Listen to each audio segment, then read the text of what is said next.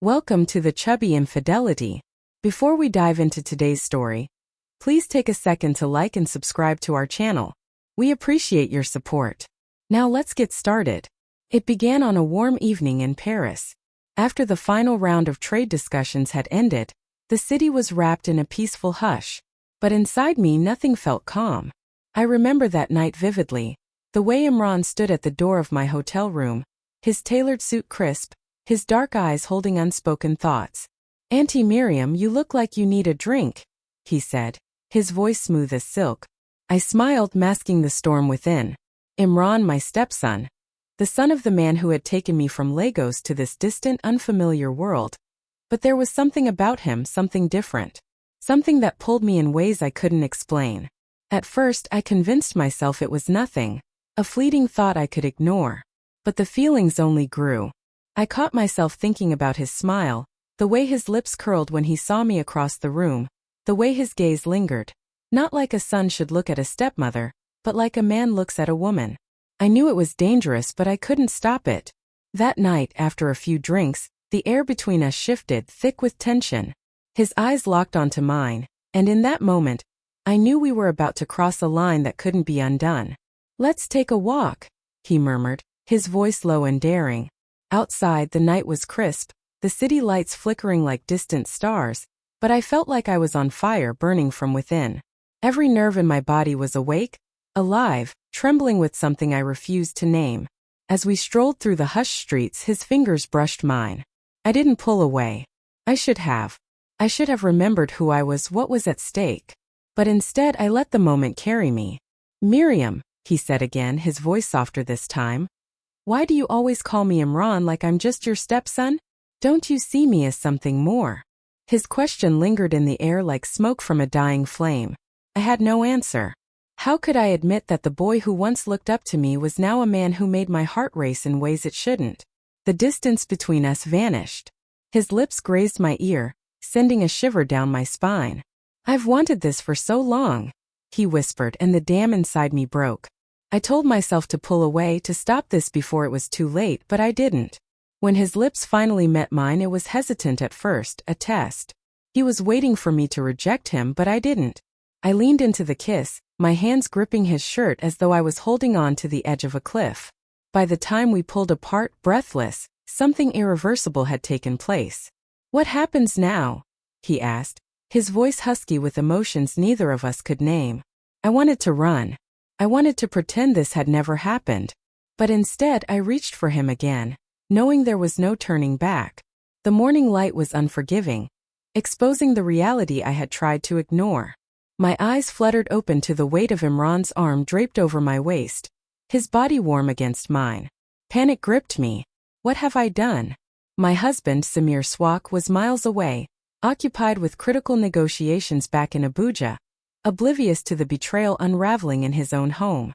I sat up slowly, careful not to wake Imran, but as I moved, his grip tightened, his touch possessive. "Miriam," he murmured, his voice thick with sleep. "What happens now?"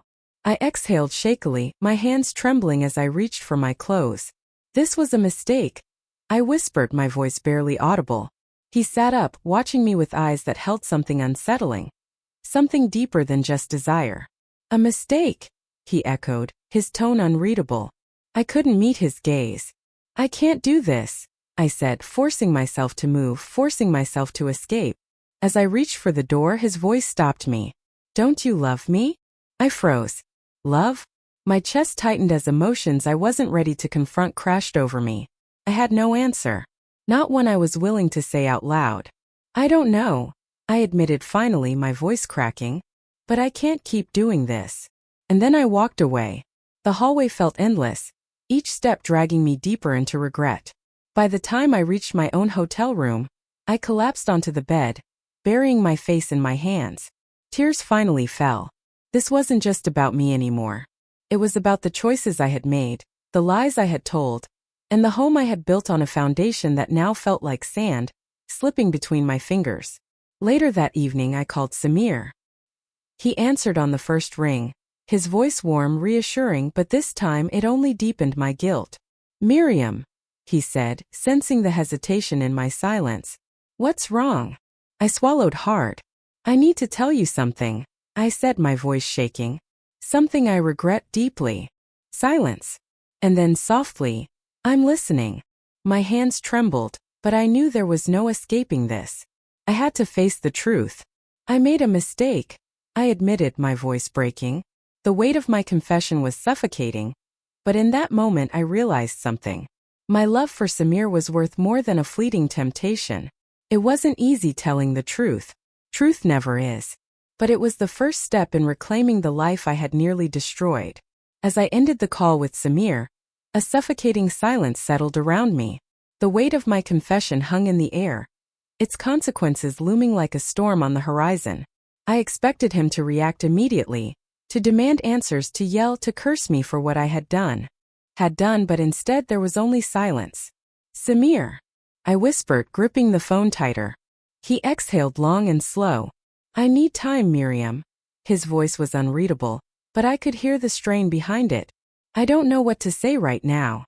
The call ended before I could respond. I sat there, frozen, staring at my reflection in the dimly lit hotel mirror. My face was pale, eyes hollowed from sleepless nights, lips still swollen from the stolen kiss that had led me here. I had done the right thing by confessing, but why did it feel like I had just set fire to everything I had built? A knock on the door made my heart jump. I knew who it was before I even opened it. Imran stood there, his dark eyes searching mine, his presence filling the doorway like an inescapable force. He had changed out of last night's clothes, but the intensity in his gaze remained. You told him, didn't you? His voice was quiet, but there was something unreadable in his tone. I nodded, stepping aside to let him in. I had to. He shut the door behind him, running a hand through his hair. And what now? I shook my head. I don't know, Imran. He didn't say much. He just said he needed time. He exhaled sharply as if embracing himself. Do you regret it? The question struck me like a knife. Do I regret it? I wanted to say yes, to tell him that I wished I had never let this happen, that I wished I had never looked at him the way I did, never let myself get lost in the fire of his touch. But deep down, the truth was more complicated than that.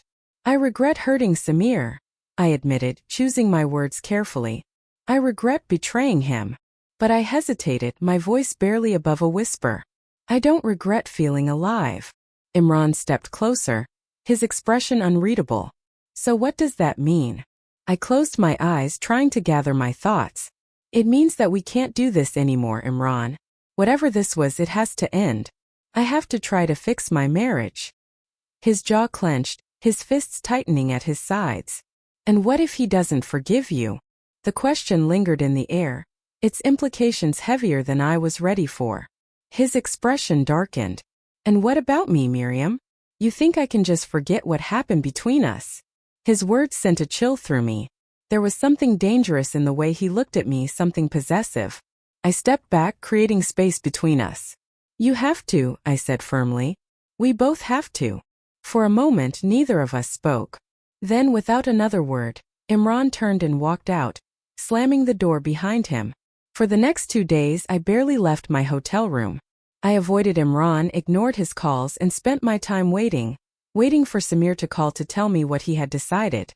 When my phone finally rang, my heart nearly stopped. Miriam. His voice was steady, but there was an unfamiliar edge to it. Samir, please. I started, but he cut me off.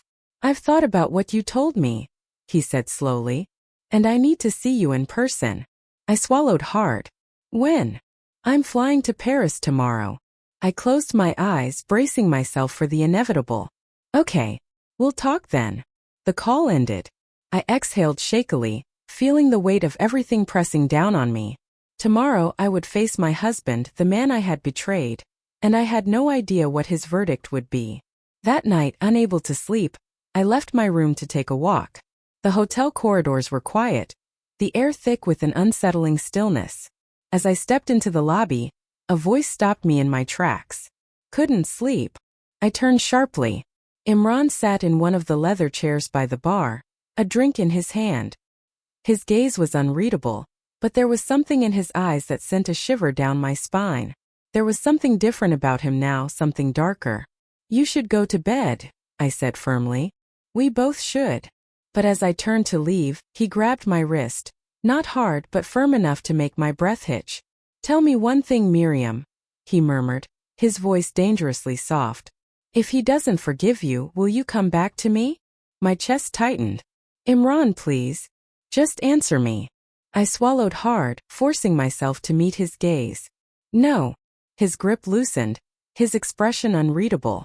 Then, without another word, he turned and walked away, disappearing into the shadows of the hotel. A chill ran down my spine. I had put an end to this, but something told me Imran wasn't ready to let go. And that terrified me more than anything else. The next morning I knew I had to face the music. Samir was on his way, and I had no idea what to expect from him. The fear of what might come next gnawed at me, but I knew I had made my bed. Now I would have to lie in it. I waited in the hotel lobby, my nerves frayed, when Samir walked in. His presence was like a tidal wave. He was calm, too calm, and that scared me more than if he had come in shouting. He took a seat across from me. "Tell me everything," he said quietly. And so I did. I didn't hold back. I told him everything, the feelings I had ignored for too long, the night I had given in, and the regret that had consumed me afterward. When I finished, he stared at me for a long time, his face unreadable. Finally he spoke. "I loved you, Miriam. I trusted you." His voice was eerily steady. "But I don't know if I can ever look at you the same way again." Tears burned my eyes. "Samir, please," I whispered. He shook his head. "I need time. I need space." My heart shattered.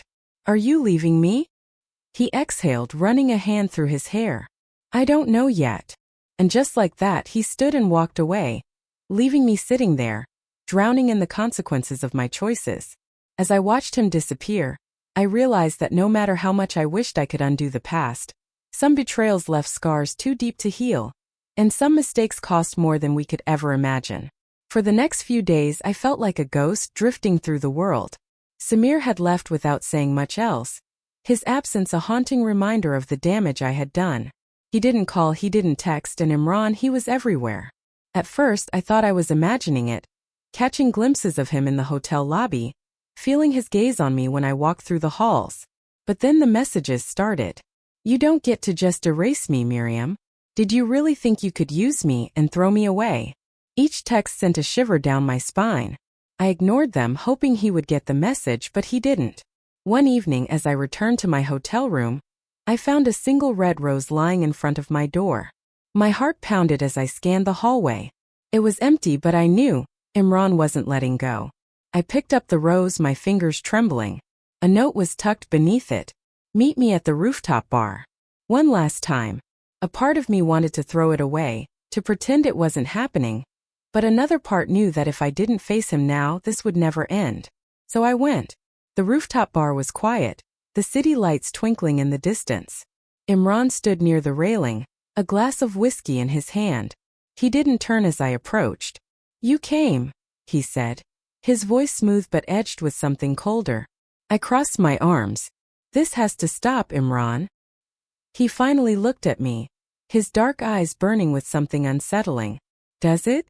You think you can just walk away from this like it never happened?" I swallowed hard. It was a mistake. His jaw clenched. A mistake. He stepped closer, his gaze locked onto mine. "I don't believe that. I saw the way you looked at me. I felt the way you responded to me." I took a step back. "I was lost, but I've made my choice. I have to fix my life." Imran let out a bitter laugh. "Fix your life with him?" he scoffed. "You think Samir will ever look at you the same way again? You think he'll forgive you?" I didn't answer because deep down I wasn't sure. He took another step toward me. "You felt something with me, Miriam. You can't deny it." I met his gaze, forcing myself to be strong. "Maybe I did, but feelings aren't always right, and this is wrong." Imran's face darkened. "So that's it? You expect me to just let you go?" I took a deep breath. "Yes." His grip tightened around his glass. For a moment I thought he might throw it, but then he simply exhaled sharply and turned away. "Fine." I watched him, waiting for something more, some last desperate plea. But instead he just stood there, staring at the skyline. I took that as my cue to leave. As I walked away I heard him mutter, You'll regret that. A shiver ran through me, but I didn't look back. The next morning I checked out of the hotel and booked the earliest flight back home. I couldn't stay here any longer.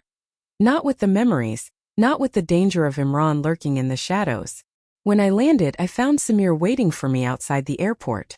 My heart clenched at the sight of him. You came, I whispered. He studied me carefully. We need to talk. I nodded. The drive home was quiet, heavy with unspoken words. When we finally arrived, he parked the car but didn't move to get out. Instead, he turned to me. I don't know if I can ever forgive you, Miriam, he admitted. But I still love you. Tears welled in my eyes. I love you too, Samir, and I'll do whatever it takes to fix this. He looked at me for a long time, then sighed. We'll see. It wasn't forgiveness, it wasn't a promise, but it was a start. Epilogue. The past never stays buried. Months passed. Samir and I worked through the wreckage of our marriage piece by piece. It wasn't easy, but we were trying. And Imran, he disappeared. No texts, no calls. It was as if he had vanished from my life completely. Until one evening I was walking home from work when I felt it, that familiar sensation of being watched. I turned quickly, scanning the crowded street, and then I saw him. Standing across the road, half hidden in the shadows, Imran. His eyes met mine, a slow knowing smile spread across his lips, and in that moment I realized, this wasn't over. If this story gripped you, make sure to like, share, and subscribe to the Fidelity Tales for more captivating tales. Don't forget to hit the bell icon so you never miss an update. Share your thoughts in the comments. I'd love to hear what you think.